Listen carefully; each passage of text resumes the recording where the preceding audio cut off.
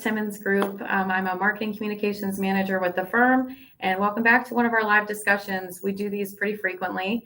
One of my favorite ways to feature folks from all across the firm. And today I'm here with Norris-Heflin, who is in our North Carolina Environmental Group. Just a quick note that it is Women's History Month, and this was something that we've wanted to do for quite a while. Lauren and I would sit down for a live discussion, but we thought what better time than Women's History Month in March. So Lauren has been with the firm since 2019. And like I said, she's part of our North Carolina Environmental Group. Just a whole slew of certifications. She's extraordinarily talented and with a lot of expertise in her field.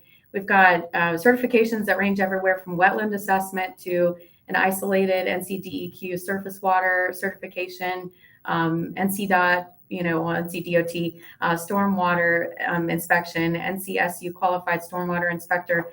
The list goes on. She's very experienced, and we're really happy to have you here today, Lauren, to chat everything about environmental. So give me a little bit of a brief introduction of yourself and kind of what your role is on the North Carolina environmental team. Yeah. Like you said, I've been with Timmons since about 2019. I joined Timmons after I was already 6 years into my career. I had been with other consulting firms before that gave me a really good baseline to start with in coming to Timmons. And I've been excited working here because I get to cover our North Carolina projects. That was always something I wanted to do. I was born and raised here. I wanted to focus in on North Carolina projects. And so that's my role. Any project in North Carolina that has an environmental aspect on, I try to be a part of or to route it to the right person on my team. We will collaborate with others within the firm, usually one of the engineering teams, to make sure we cover things like in due diligence items for environmental. That might be your phase 1 environmental site assessment, your jurisdictional waters delineation. We'll do species reviews and then take it all the way through permitting. If you perhaps have unavoidable impacts where you've got to cross a stream or a wetland to make your site complete, we guide through that process. That's phenomenal. Like you said, you have so many other people on your team that are really well versed in what they do, and so being able to share some of those responsibilities throughout the team, that's such a great way to collaborate, with other professionals at the firm. And so you're in Raleigh. I've come to see you in Raleigh a few times. But you have some other folks on your team that are, is everyone in Raleigh, or you have a few folks that are? We've got some people in Wilmington, so we are definitely expanding our work out that way. Nick Tudor, actually, he did sit with us in Raleigh for a while, so we all do miss having him right there with us, but it's great having him out, spearheading the Wilmington office. That's great. And we just opened that office. I think this summer will be 2 years, so really fantastic to have that environmental practice, that presence down on the coast. I'm sure you're very happy about that. Yeah, we're really excited. So I know Nick is very excited to get that rolling. That's awesome. Well, here, let's get into the meat and bones of this, chat really quick, because you and I had chatted about a residential project that you're working on in Garner right now, which is just outside of Raleigh. Is that correct? Yep, just outside of Raleigh, just immediately south of downtown, actually. So probably closer to downtown Raleigh than a lot of other portions of Raleigh. Wow, I didn't actually realize that. That's great. So tell me about this residential project and what all it has required of your team.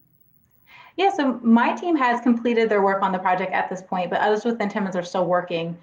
This was really an interesting one where it presented several challenges.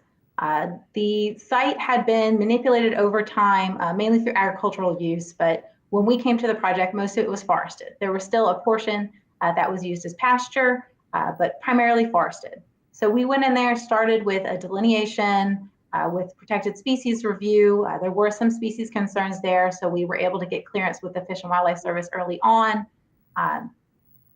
Another avenue, though, that we had to dive into pretty quickly was there was a cultural resources site on the property that we would need to develop around. So we collaborated with the client, a cultural resources subconsultant who is a professional Secretary of Interior, qualified archaeologist and architectural historian, to make sure we were doing that process appropriately. We had to have meetings with the State Historic Preservation Office. with the U.S. Army Corps of Engineers, just to make sure we checked all the boxes to do that process correctly. And this project, it had all sorts of areas that we dove into. Another aspect that helped when we got further into the permitting aspect of it was working with the engineering team to pick the best possible jurisdictional impact locations. Given the nature of the site, there were several linear features going through most of it. It was inevitable that you were going to have to cross a stream and wetland at some points just to have the necessary connectivity, not just for people to be able to get to their houses, but for people to be able to get safely in and out, emergency services as well. So we worked with, again, the engineering team and the Army Corps of Engineers and Division of Water Resources to look at where those crossings could go based on site constraints and the history of the site. We were actually able to find a couple crossing locations that were in relatively disturbed locations already. So it was an ideal spot to put those impacts. And it also allowed us to work with the agencies to negotiate lower mitigation. So the client was not stuck with as high of a mitigation cost as you normally would be at just any impact location.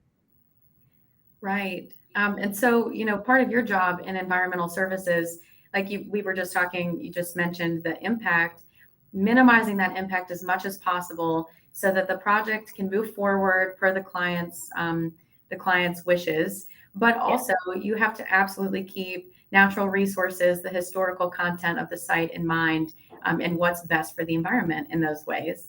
And so your team is really making sure that anytime one of these developments goes up and we're kind of watching it being built, well, your team is making sure that it was done responsibly and sustainably and effectively. And I just think that is the coolest thing, being able to see that. Yeah, it's definitely exciting. It is a sense of pride to be able to work and help guide people through that regulatory environment. Right.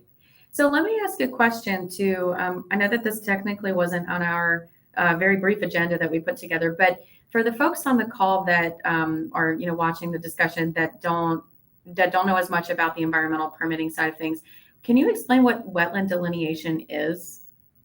Yeah, so wetland delineation ideally starts early in your project process.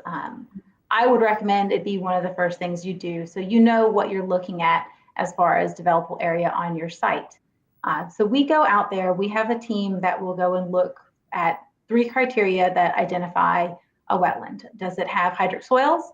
Does it have hydrology? And does it have hydrophytic vegetation? So you need those 3 criteria to meet the definition of a wetland. So we go out and we actually draw a line of where those 3 criteria are on one side of the line, and on the other side of the line, you are missing at least one of those items. So that is the delineation process, going out in the field, carefully depicting that line, as well as locating any streams that might be on the site as well, and then defining those. One of my certifications that you mentioned earlier, the SWITC certification, that is a North Carolina approved method of determining is a stream ephemeral, so primarily storm flow, intermittent, it's going to have periodic flow throughout the year, or perennial, it's pretty much flowing year round. So we go through a method during the delineation to identify that as well. Wow, that's such a concise way to explain that. I've heard it explained a lot of ways, but that one was pretty good. A lot of practice. Yeah, it's like you've never done that before. So, and then one of the other things that I wanted to talk about too, and kind of a definitive, we're asking for a definition here. What is a phase 1 environmental consultation look like? I know that I've heard it before and it sounds extraordinarily fascinating to me, but again, for the folks on the listening in. Yeah, absolutely. And it is a really interesting process. So a phase 1 environmental site assessment, that is a non-invasive assessment where you are looking at, does the property have the potential for any soil or water contamination concerns? So when you do an environmental site assessment report, it's 2 parts. There is the field review aspect where we are actually going out in the field to the site and doing a site inspection to see if we visually see anything that is a concern to us. That could mean there could have been some kind of prior use or current use that could impact soil, surface water, or groundwater. It's non-invasive, so we would not do any kind of sampling at that point in time. That would be if we got to a phase 2. But that is generally the site inspection aspect. The office part, we look at the history of the property. So we're going to look at historical aerial imagery, historical topographic data, city directory, where that's looking at, what was listed at this address for the site in the immediately adjacent sites throughout time. You look through federal and state databases to see if they have any records of environmental issues that they had to address in the past. All of that stuff comes together to a single report where you are summarizing and providing to your client, who's usually looking to purchase that property, exactly what the history of that site is and are there any concerns that we have for that property. Wow. So between the phase 1 and the wetland delineation, did you perform any of those services on the Garner site that we talked about a few minutes ago?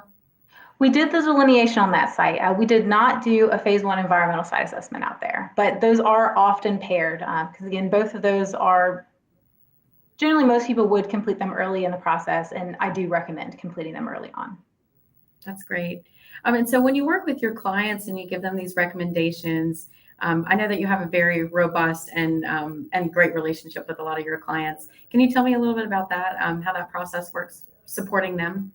Yeah, absolutely. So usually somebody will reach out, be it, they're already working with somebody within Timmons, usually the engineering team, or they'll reach out directly to us and they'll tell us exactly what they're thinking they need.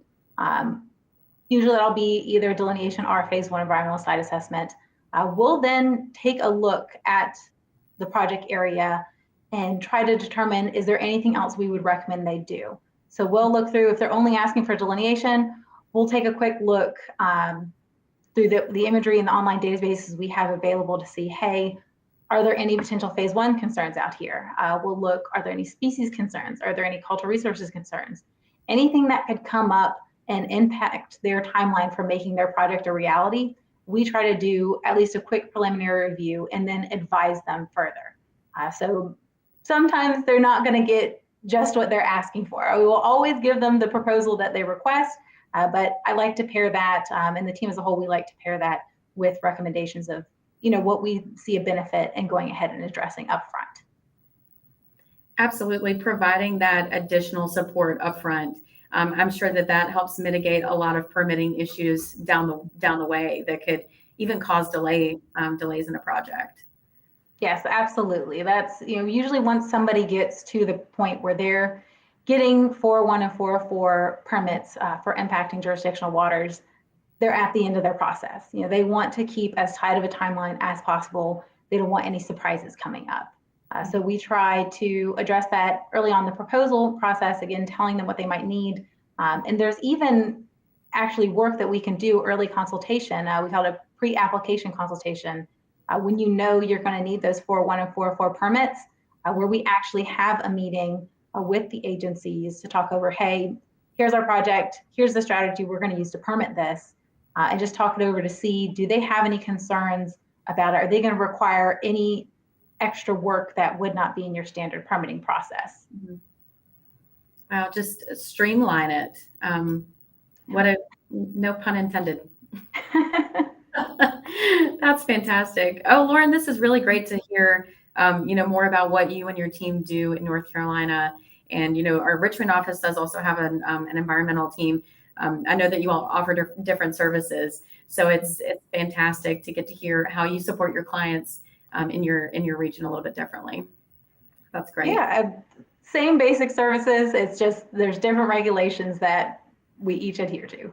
Yeah, absolutely. All of this different state permitting solutions that you have to keep up with regularly. It's very impressive. So Thank you.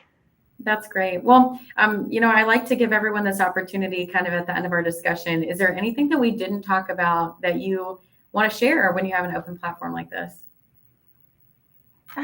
That's really about it. I think we've had a great summary of everything, North Carolina Environmental does. I do try to keep an open line of communication with our clients where if they ever have any concerns, they can definitely reach out. We're happy to talk over projects again early on. I think I would just want to emphasize that, that we're here to talk over things early in the process because nobody likes the last minute delay. We all want to avoid that. Hey, listen, no last minute delays. It saves you time, money, energy. That's what we're going for here, is to support that up front so that they have no issues down the line. Yeah. Great. All right, Lauren. Well, I hear that your team is hiring down in North Carolina. So if anyone is on, listening in on the discussion, is interested in joining Lauren's team, you can find more information about that at timmons.com/careers and filter for environmental services. And I'm sure that Lauren would be happy to have more folks on her team down there to support all these different services that they're providing. Yeah, all right. Absolutely. Always looking to get more people in on delineations. Yes, for sure, for sure. Well, Lauren, thank you so much. I really appreciate your time, and I'm sure we'll see each other again soon in person. But until then, we can have a good time with the live discussion. So, Yeah, absolutely. Thank you so much. All right, thanks. I'll see ya.